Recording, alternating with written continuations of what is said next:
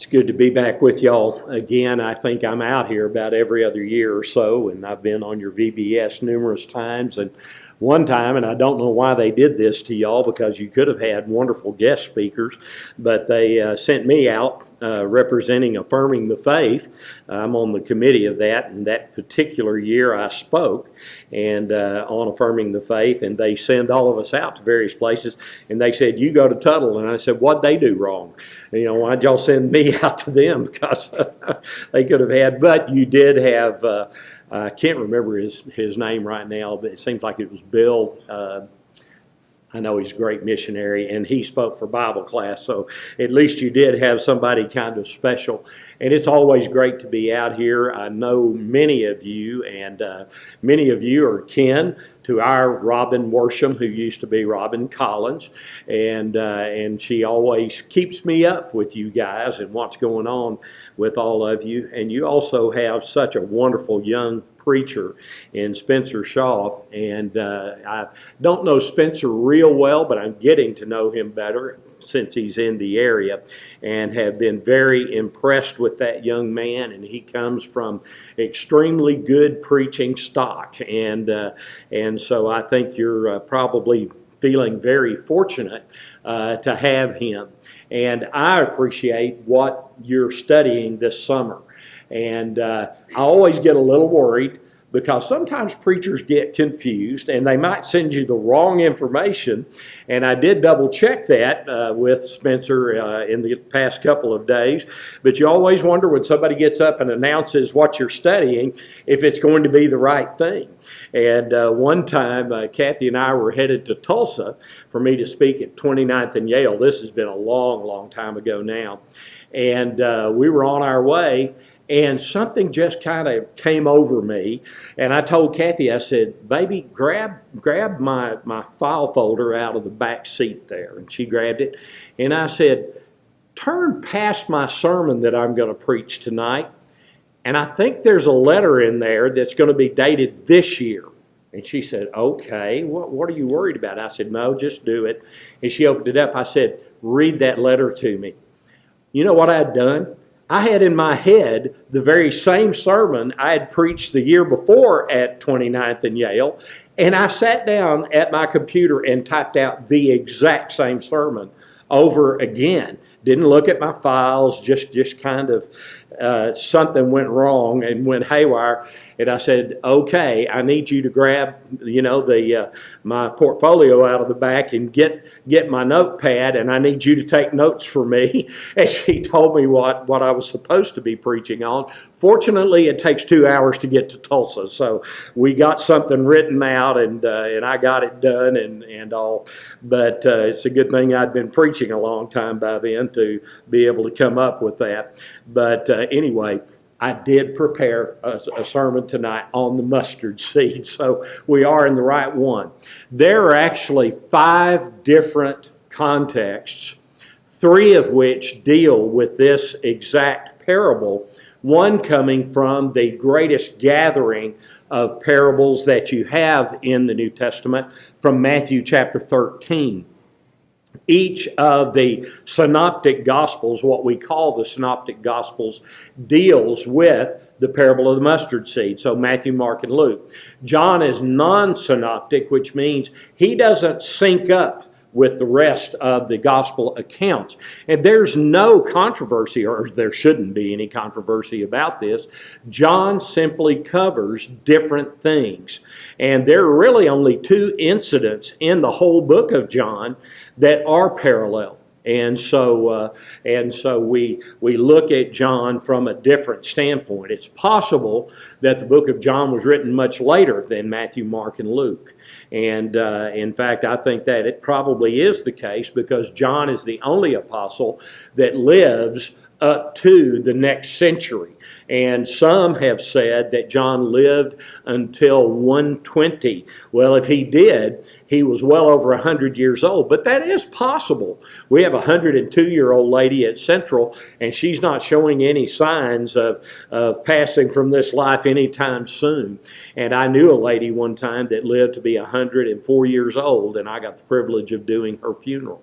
And anyway, so John may have lived to be somewhere over 100 years old. We know that he had to be probably born right around the same time as Christ, maybe a few years later. And so perhaps he did live to be 110 or 120, somewhere around in there. But these three Gospels record this for us tonight. Now, the word parable, and this is fairly early on still in your study, so probably every speaker may mention this, but comes from the Greek words para and bole. Now, we are familiar, if you went through English class in high school, what a hyperbole is. A hyperbole is an exaggeration, but it's an exaggeration of a story. That's really what it is. So when we say para means alongside of or parallel with, and bole is a story. And so it means to cast a story parallel with what you're trying to get across. When I was growing up, my mother was big into education. Now, my dad didn't even graduate high school. By the time he hit 11th grade, they were hiring guys to build the Whitney Dam down in Texas, and my dad struggled with school. My dad was not a dumb man or ignorant man at all. Very well knowledgeable in practical things, but going to school was a difficult thing. They were cotton farmers. He couldn't start school until after the cotton crop was got in, and so he always started late and just fell behind throughout school. My mom graduated in the 11th grade. They moved her up a grade. And so she was big on education and read to us all the time. And I remember her reading Aesop's Fables. And many of you had to probably read those in school, or maybe your mom read them to you. Well, what are they? They're stories with a moral.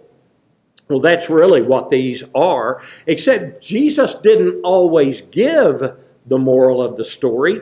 He wanted you to have to think about it. And so those that he was preaching to and us, as we study these, need to think about the story that is coming up. So it stirs up our imagination and it stirs up our thinking because we have to kind of dig in.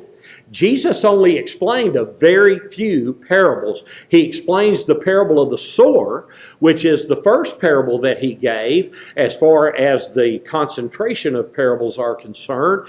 And I believe he only did that to get the apostles up to speed on, okay, here's what I'm going to be doing. And most of the time he spoke in parables, the Bible teaches us. And so tonight as we look at this, found in the high concentration of parables, then we know what we're expecting as we read these. We know that we're going to have to think, we're going to have to dig in, and as we do so, we'll find numerous things. I don't think Jesus just intended for us to get one thing out of each parable. I think he wanted us to think of numerous lessons that come from them, but there are some major ones. There's going to be two that we're really going to be pushing for tonight that we find within this. Now, I want to look at Mark's version of this parable, found in Mark chapter 4, in verses 30 through 32. We sometimes make the mistake of thinking, well, Mark is so short.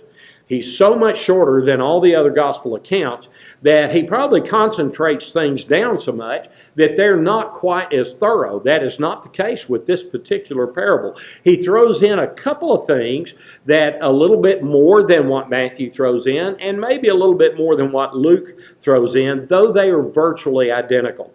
So we're going to begin in verse 30 and look at this, and I'm reading from the ESV. And he said, with what can we compare the kingdom of God? Now he does give us a hint. I'm talking about the kingdom. Virtually every parable in Matthew 13 is talking about the kingdom, and here as well. He says, what shall we use this parable for?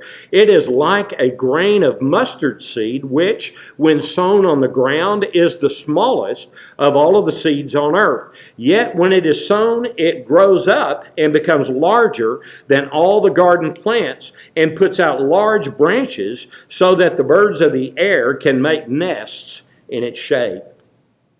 Now, what do we do nowadays? We always go to Google, don't we? Or we go to some search engine that we look at every day to look stuff up. It's really a wonderful tool because we don't really have to be ignorant of very much in the world at all right now, because you can just Google it and there it is. Well, I got a little concerned when I Googled the mustard seed. You used to have to look it up maybe in a dictionary or whatever the case is, but it showed a field full of these yellow flowers on a green plant, and they were fairly big. They were like this tall.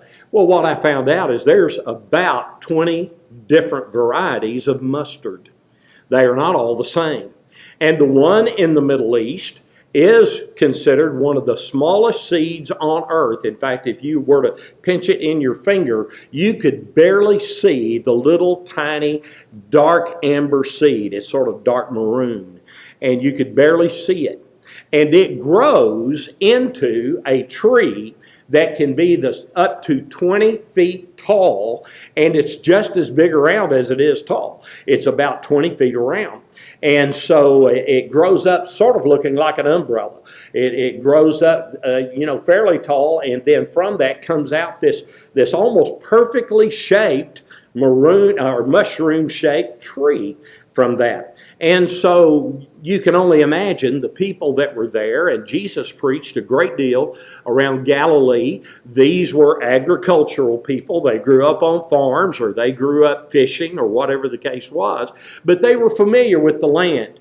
Now, in that day and time, even if you grew up right in the heart of Jerusalem, which would have been the largest city in that region, Caesarea was also quite big. And as you go up north, then Caesarea Philippi was also fairly large, but nothing compared to our cities today. And face it, they were dependent on agriculture directly. You and I are too, but it's unfortunately, if you ask a kid that grows up right in the middle of town, where does meat come from? They say from, the grocery store. It's because they just don't dig in very deeply. And they just think this stuff automatically comes frozen or in a can or in a meat pouch or whatever wrapped up. And they may not know where things come from. Well, that would not have been the case with any of these people, really. And they would have been very familiar with agriculture. So tonight what I want us to do, we're really just going to do two things. We're going to look at the various parallels that Jesus is drawing our attention to in this great text, and then we're going to look at the lessons. Now, there will be lessons in both halves of this, but we're going to look at some particular lessons that you and I need to glean from talking about the parable of the mustard seed. The first thing, as far as comparisons are concerned, that we see here, found in verse 32, is that it is the smallest of seeds. As we said, if you pinch it in your finger, you can barely see it at all. And as I understand, there are other forms or other types of mustard seeds that are even tinier than those. And so they are tiny, tiny seeds. And yet, as you and I both know, really, one seed produces one plant. That's basically the way that it works. Now, that's not true of your Bermuda grass. If you sow Bermuda grass seed, what does Bermuda grass do? It crawls. And it puts down roots as it crawls.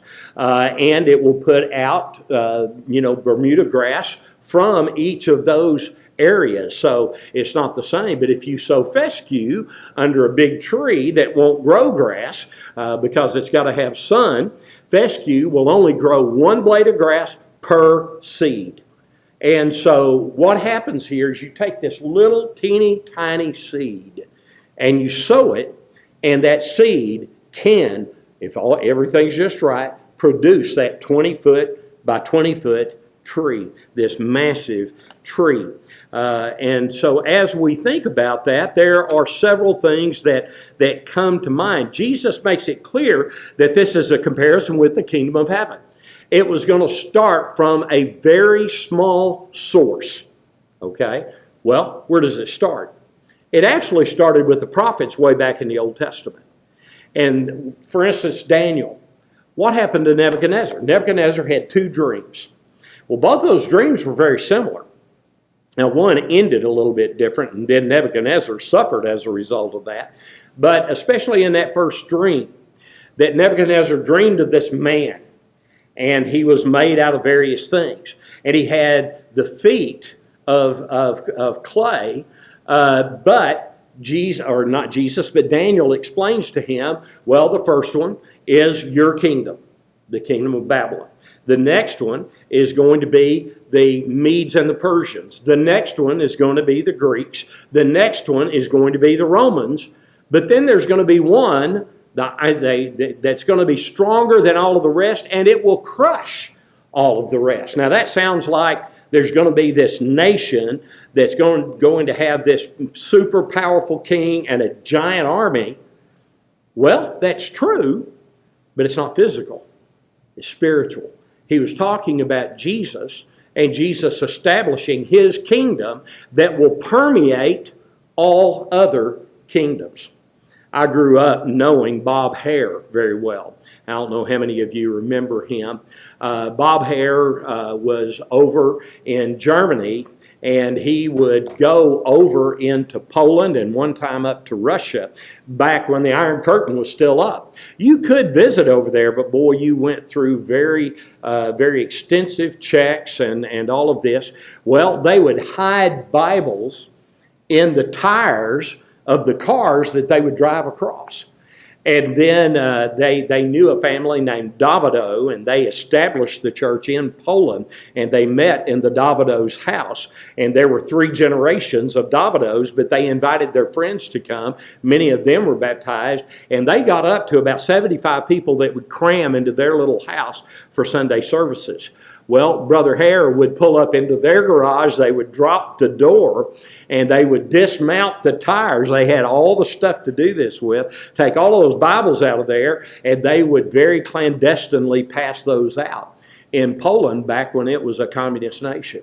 And the church started from that small seed and grew, and by the time the Iron Curtain fell down, the church in Poland was already somewhat strong. And there were churches, believe it or not, in the USSR, in Russia, because they had established those. They were able to sneak in Bibles and give those out and to be able to teach the gospel as a result. So you can even go into a place where you wouldn't think the church could exist, and it can. Our missionary in Brazil, Alan Nally, has now helped 5 churches get started. One of those churches is bigger than we are at Central. We have right at 340, 350 members. They now have, with children coming, about 400 meeting in Curitiba. And then on down, they have established congregations going south in Iguaçu and many other places in Brazil, all in the state of Paraná. And some of those churches are well over 100 now. And so the church was barely there just 50 or 60 years ago when Howard Norton and all of that group first went down to Sao Paulo. And now look how it has grown. The church can grow in that way. But think of the first century. What happened? Jesus began to select some men. And he selected 12. Now he knew who they were. And he knew what was in their hearts, including Judas Iscariot. But you know what's interesting? There's nothing negative said about Judas, though Jesus knew what he was going to do all along. And the Old Testament says that his own familiar friend would betray him in the Psalms. But in spite of knowing that, There's nothing negative said about Judas during that 3 years until near the end of the 3 years. And then we're told that he was a thief and that he had been stealing from the bag that they had in common to help pay for their food, the 12 along with Jesus, and pay for their food. This takes place in John 12 and verse 6. And as you get to chapter 12, you're already in the last week of the life of Jesus when that is said. He's in Bethany. He's about to head down to Jerusalem, and so we're just 7 to 10 days away from his dying when this takes place. So he had done some good work up until this time. Jesus takes this small band of people along with a few other followers, and this is the mustard seed from which the kingdom would expand.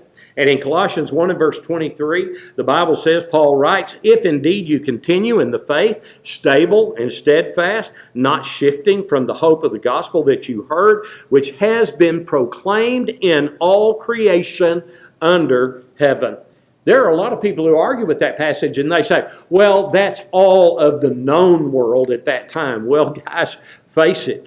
Most of the world, having come from basically what is modern-day Iraq, it spread out from there. What had been populated by that time was the Far East, Europe. We don't know if anybody was in America at that time. There was a land bridge, as you and I know from studying geography, that existed at that time that now is the Aleutian Islands. And we don't know that anybody was in that part of the world at that time. And so the gospel had spread to all of these nations.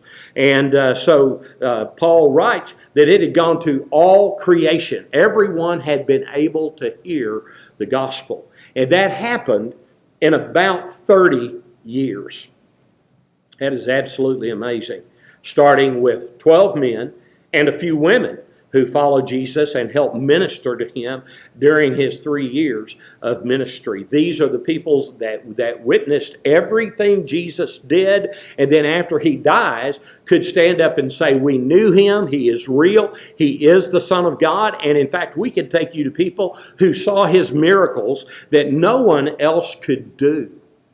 You know, what's interesting is that there is a great historian who also wrote novels, and a lot of people don't know that. He was a sci-fi writer in the late 1800s, early 1900s, and I happened to run across one of his little history books, and I bought it at a garage sale for $0.25. Found out the thing was way over 100 years old. And so I started reading it. And then I found out he is called The History of the Middle Ages, and it includes the first century. And as I was reading that, this man stated that he was an agnostic, that he felt you could not be sure about a lot of things in the Bible and whether or not Jesus Christ is the Son of God. But he said this about Jesus. And this was after examining everything he could historically from that period of time. He said that this man could do things that no other man could do, cannot be denied. And I thought, how are you still an agnostic, having written that? You've examined the evidence. The evidence has convicted you that Jesus had to be something other than an ordinary man, and yet you still don't believe in him? Guys, eyewitness testimony is basically what we have in the New Testament. We have those who saw him face to face, Matthew, Mark, and John. We have Luke, who comes along later about the middle of the book of Acts. All of a sudden you realize that this man says we and us. Well, that's Luke. He joins up with them at that time. Luke goes back and examines the evidence, and then the Holy Spirit guided him to write his gospel account. He wasn't there. He didn't see all of this happen, but as he examines this, when he writes to Theophilus, he says, I write to you concerning the surety of everything that happened in this book. And then God also used Luke to write the book of Acts, and he was there for at least half of the book of Acts. And so that's absolutely powerful and amazing. So we recognize that even though it's a little seed, and even though we may consider ourselves a little seed, tremendous things can come from that. The next thing that we see in verse 32 is when it is sown. When it is sown. What happens to seed if all you do is just put it in a sack and leave it there? Nothing happens. Now, it could get wet. Humidity might be able to cause it to germinate. That does happen. That's part of what happens to your potatoes. You know, you leave them in the pantry too long, and all of a sudden you smell something, and you go and you've got a potato that's rotting in the pantry, and it's got shoots coming out of it. You could cut that thing up, put it in the ground, and it's going to grow you a potato plant. But it already has moisture because the potato itself is moist. But you take dry seed, and it will not sprout. When Joseph built the granaries of Egypt, after centuries and centuries and centuries, they got covered up by sand. Now, they were used during the time of Joseph. They were used for many, many decades after that. But then, as all things do happen in Egypt, they got covered up by sandstorms. A few years ago, actually by now, it's probably been, you know, as I grow older, it seems like it was yesterday, and then I think, oh, well, that was 45, 50 years ago. But about 40 years ago, as they were excavating in Egypt, they found something. And it was hardened, and they dug, and it was huge. And they finally found a way into it. There was only one way into it. And when they got in there, what they discovered as they tested everything, they said this comes from the period of time when the Jews were in Egypt. And they literally found small piles of grain here and there, various types of grain. And that grain was still viable because Egypt has such a perfect atmosphere, has almost no humidity, and where they stored this, they stored it where it would not have much humidity, so that for that 7 years of drought, they would have grain to give. And when those things finally got covered up, they had not completely cleaned them out, small piles of grain. They said that that grain was still viable, could even still be eaten because it was so dry.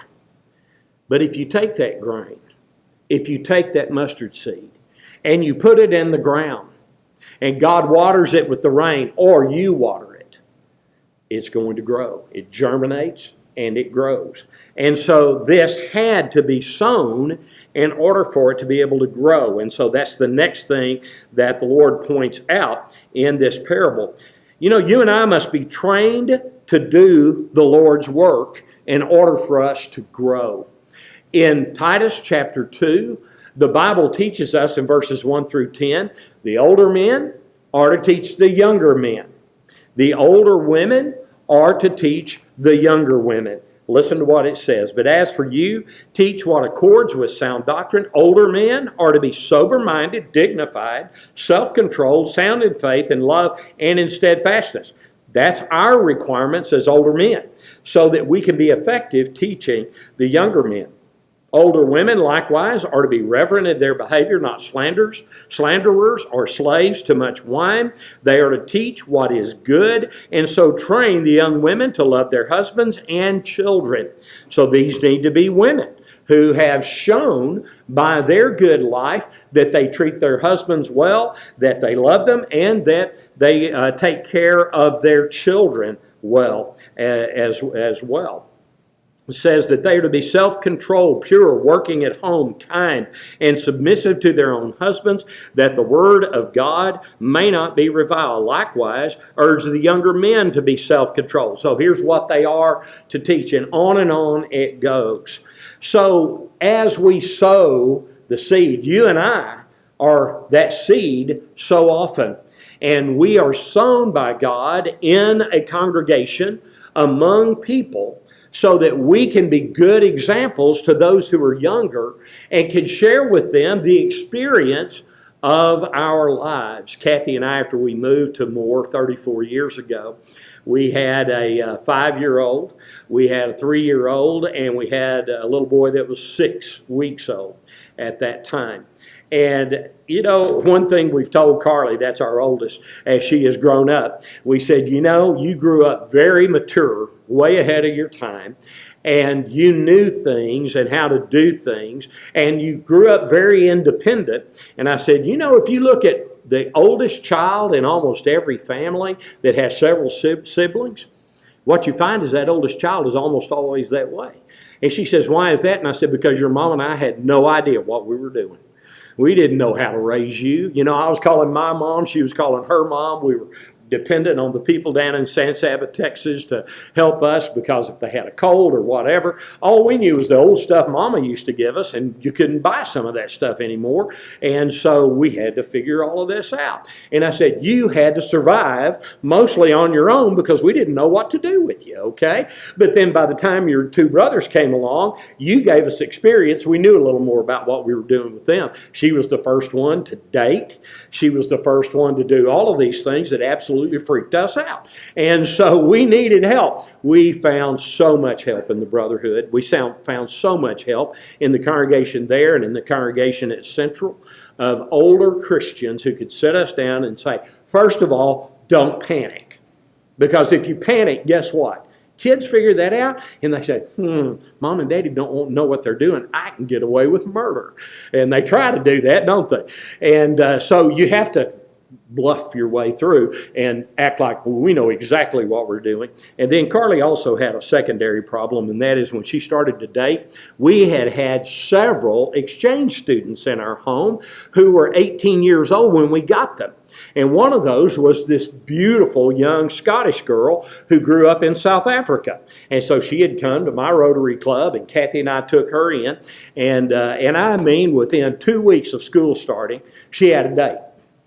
And this car pulled up out front, and she was sitting on the couch with Kathy and I, and we were talking to her and kind of telling her what parents ought to tell children, even though we didn't have anybody that age, about here's how you're to act and here's what you do. And all of a sudden the horn honked, and she started to jump up. And I said, Karen, where are you going?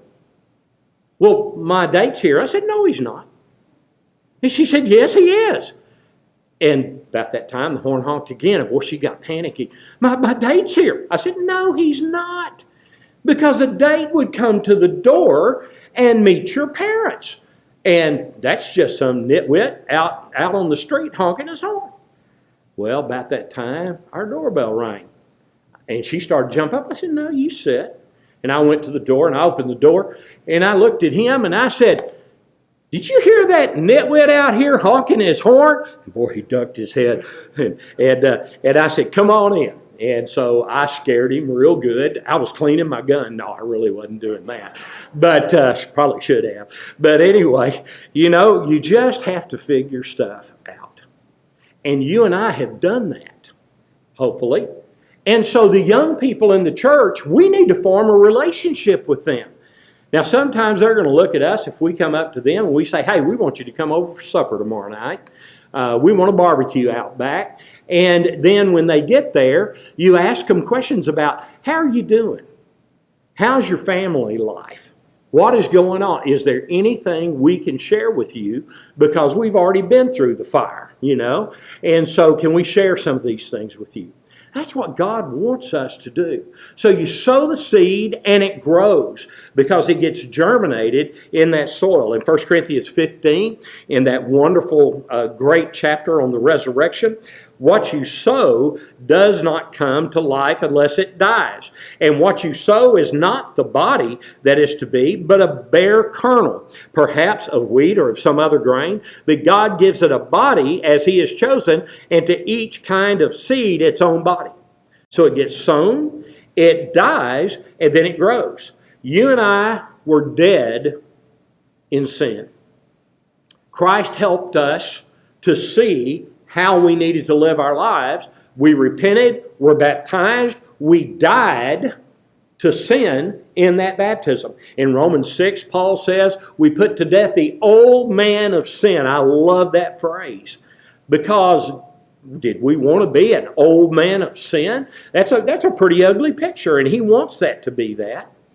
And then he said, so that we can be raised to walk in newness of life, no longer a servant of sin. Now we're His servant. And because he planted that seed, the seed germinated in him.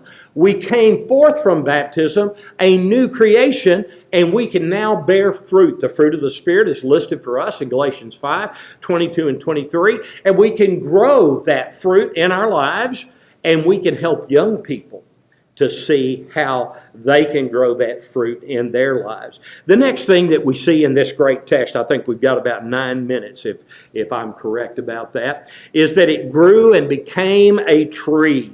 Luke 13:19 says that. So growth is really the key of what he's trying to get across to us here. In 1 Peter 2:2, we are told, as newborn babes, desire the pure milk of the word, that you may grow thereby. What do babies do when they're hungry? They scream. And again, if you're a brand new parent and you've never had a child before and you haven't made that phone call desperately yet to mom or to grandma or to a friend in the church, you may think, well, I only fed that baby 2 hours ago. Well, milk doesn't stay there very long, okay? And they don't eat anything, more solid until they're 6 months older. In the case of our daughter, she would not eat any form of solid food till she was a year old, which means we slept none at all for an entire year. She was up every 2 hours, and then it was hard for us to go back to sleep. We thought we were going to absolutely die of fatigue. And then she got to be a year old, had a full, mouth of teeth, and all of a sudden we could feed her full food, and she slept all night. That was wonderful. But they will scream because they're hungry. God is saying, that's the way we ought to be spiritually. When we haven't been fed in a while, we need to be screaming. And we need to turn to the source to eat what we need so that we can grow. The Bible also says in Ephesians 4:15, rather speaking the truth in love, we are to grow up in every way into Him who is the head, into Christ. He said to the Thessalonians in 2 Thessalonians 1:3, we ought always to give thanks to God for you, brothers, as is right, because your faith is growing abundantly, and the love of every one of you for one another is increasing. So we see this continuation of growth all the time. And that's what happens when the seed is germinated. And then what happens? The next phrase here is that it becomes larger than all of the garden plants and puts out large branches so that the birds of the air can make nest in its shade. Growing large is not the only point here. The other point is useful. Useful, purposeful. A place where the birds can nest. It grows that seed, which you can crush and turn into mustard. Mustard is one of the oldest seasoning herbs that existed. And believe it or not, they learned how to boil it and get that strong, pungent flavor. Now, some of y'all may be non-American and you don't eat mustard on a hot dog or on a hamburger. We tried to teach our kids right. 2 of our kids eat mayonnaise on a hamburger and the other one eats ketchup. I don't know where we went wrong. We've absolutely disfellowshipped them. We don't have anything to do with them anymore. I'm kidding. But I don't know where we went wrong. Kathy and I eat mustard, okay? And on a Reuben sandwich, I grew up next to a German community. You don't put Thousand Island dressing on a Reuben sandwich. You put mustard. A good German has never heard of Thousand Island dressing, okay? And yet you go to a sandwich shop, you have to tell them, I want mustard. I don't want Thousand Island dressing. It's just crazy. Well, mustard is one of the oldest things you season things with. It's been around forever. Jesus knew about it, and they had known about it for millennia. And so we see here purposefulness very quickly now because we're really out of time. There are several lessons. I'm going to only bring out about 4 real quickly that we can learn from this great parable. Number 1, don't deny what God knows you can do. What do we do so often? Somebody asks us to do something and I can't do that. Now, I grew up with a very shy father. And my dad did not want to lead singing. He didn't want to do anything where he had to speak in front of anybody.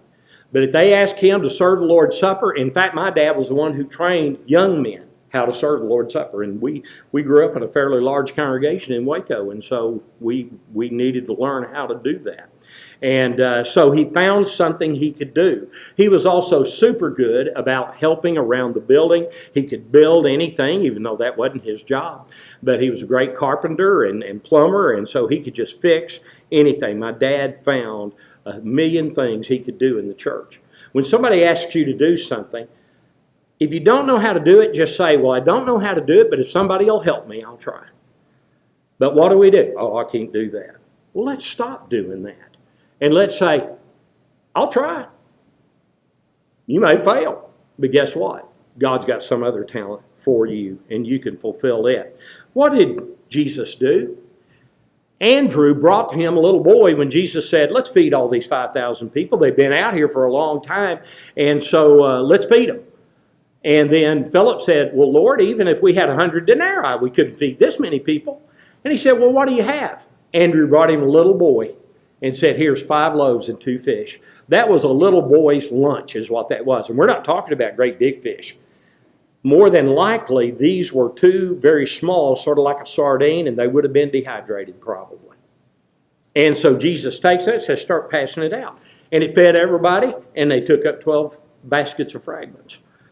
A little boy fed 5,000. Now we know Jesus was the one who did it. But what if the little boy had said, oh no, Lord, here, I'm going to take my lunch and run off because you can't feed people with that. But he didn't. We don't have any record of what the little boy said, but he willingly gave up his lunch. We know that much.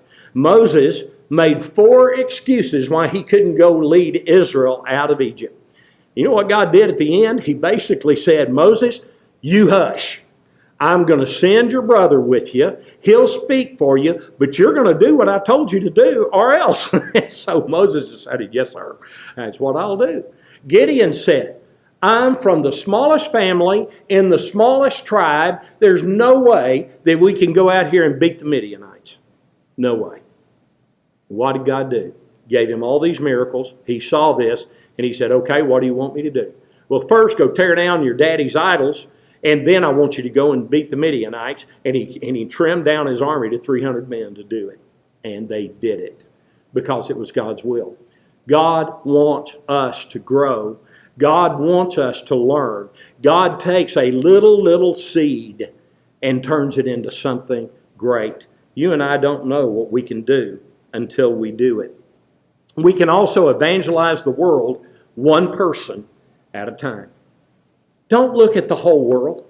Now, over in John 3 and verse 16, for God so loved the world that he gave his only begotten Son, that whosoever believes in him should not perish but have everlasting life. Sometimes we only look at the world and we say 7.5 billion people. There's no way. But then what does Paul do over in Galatians 2:20? I am crucified with Christ. Nevertheless, I live. Yet it is not I, but Christ who lives in me. And the life that I now live in the flesh, I live by faith in the Son of God who loved me and gave himself for me. He boiled it down to him. And even though Paul did preach to large audiences, and there would be several people sometimes baptized out of those audiences, most of his work was done one person at a time. He taught Lydia. She brought him home and had him teach her whole household. He taught the Philippian jailer. He brought him home and he taught his whole household. God sent Peter to Cornelius. He goes to his house, teaches that one family, baptizes them, and the door is now open to the Gentiles. God can do things with us that we cannot even imagine. We also need to believe that we can overcome the world. 1 John 5 and verse 4, for everyone who has been born of God overcomes the world. And this is the victory that overcomes the world, our faith. That's what needs to be built. That's the plant that we are to be growing, is our great faith. And then finally tonight, know that you are not alone in this endeavor that you and I are in. In Matthew 28, Jesus promised after he gave those men the Great Commission, and lo, I am with you always, even unto the end of the age. He's not going to leave us nor forsake us, which is a direct quote from Hebrews 13 and verse 15, quoting from the Old Testament. But what that prophet was speaking of was Jesus. And he says, I will never leave you nor forsake you. We're going to end right there tonight, and I realize we had to kind of hurry through those lessons. Hopefully, these have been beneficial to you. But let's take ourselves, and sometimes we see ourselves as a tiny seed, and let's let God cultivate that, plant it, water it, and let it grow into the massive, beneficial tree that we can turn it into through our Father. Thank you for your kind attention tonight. God bless.